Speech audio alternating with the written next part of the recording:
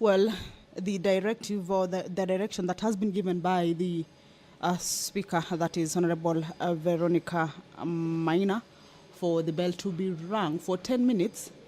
This is the quorum bell, and it is as provided for in the House Standing Order number 39 and 40. That are the commencement of a sitting of the Senate. If the quorum is not 15, that means if there are no 15 members seated inside the chambers, then that means the House does not have or has not achieved its required quorum for the business to commence, and that will necessitate the quorum bell to be on. That is Embu Senator Mundigi walking in. That bell is to pave way or give room for the members who may be within the precincts of Parliament but yet to make their way to the chambers to just do that, to enable the House achieve its requisite quorum for the House to commence its business. But remember, this morning, as provided for in the House Standing Order number 51C, with regards to response to questions by Cabinet Secretaries,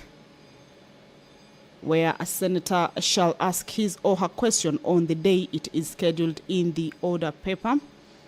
And in today's order paper, we have seen a number of senators posing questions to the Prime Cabinet Secretary, who is also the Cabinet Secretary for Foreign Affairs and Diaspora, Honorable Musalia Mudavadi, who is expected to be inside the chambers to respond to these questions by the honorable senators.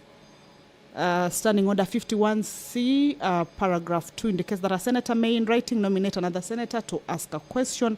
on his own or her behalf, where the senator shall be absent on the day on which the question is listed. However, where a senator is absent and has not nominated another senator to ask the question on his or her behalf, the question shall be dropped.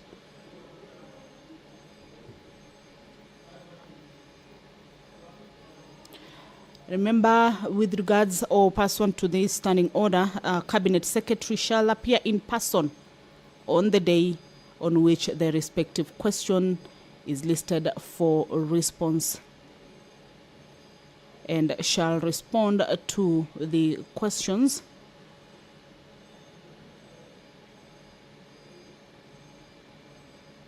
and may, with the permission of the Speaker, of course,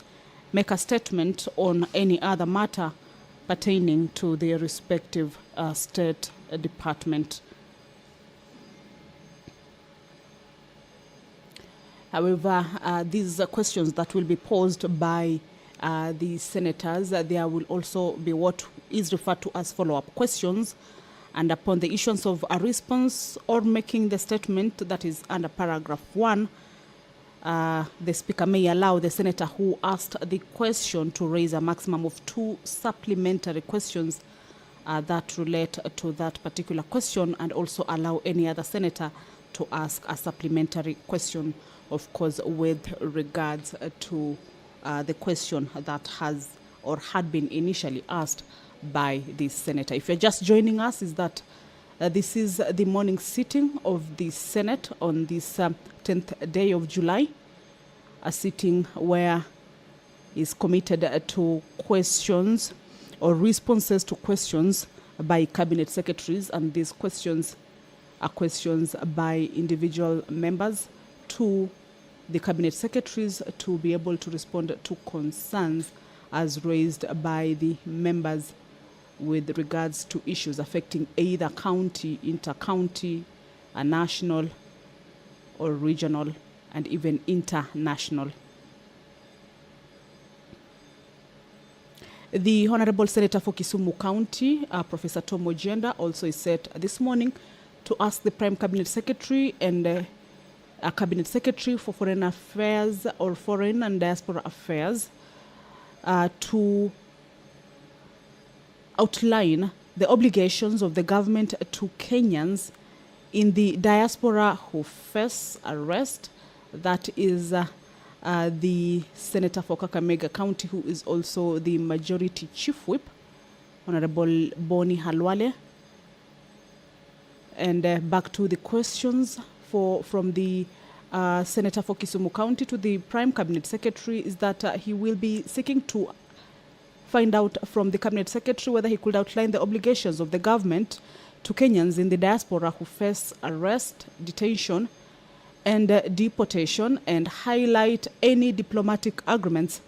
entered into with other countries on the applicable protocols. Also, what protocols the government has established for admitting deportees into the country, and could the Cabinet Secretary provide a list of Kenyans deported back to the country since the year 2010, stating reasons for each case where a deportee was refused admission. Remember, for the House to continue with its business, the House has to quorate to 15 members. And that bell that is underway, remember, the prayer has already been said and the chair taken. And if the House does not quorate to 15 members at the commencement of a sitting, the quorum bell will be on for 15 minutes. If at the lapse of the 10 minutes the quorum is not achieved, the Speaker may direct a further 10 minutes. Of course, this is to give room for the members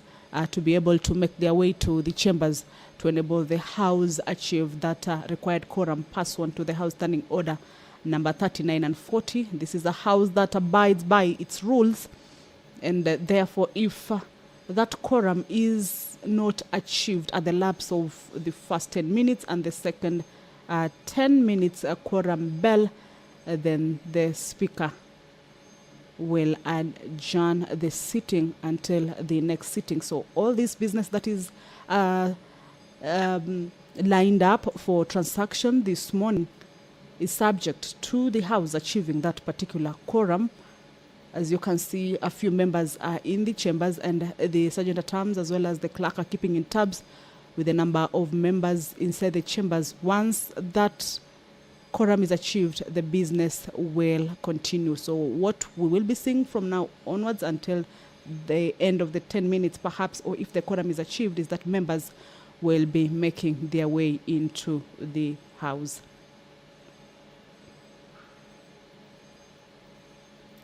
The Honorable Senator for Kirinyaga, Senator James Murango,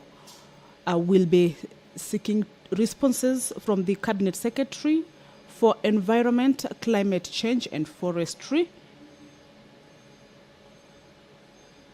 to explain the measures the ministry has put in place to